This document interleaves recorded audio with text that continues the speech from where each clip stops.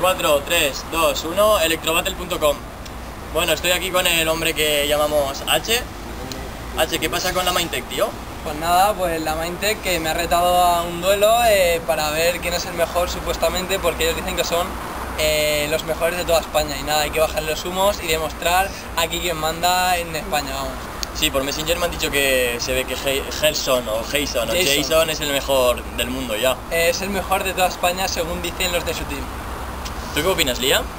Yo creo que habrá que demostrarlo, ¿no? Porque si tanto de boquilla no es bueno, así que bueno, que vayan a la Battle Electro y que demuestren lo que son, o sea, que demuestren lo que es. Exactamente. Pues para eso hemos creado la Muerte Electro y el electrobattle.com, así que Jason, tío, te esperamos y espero que aceptes el reto de H, ¿vale? Venga, electrobattle.com.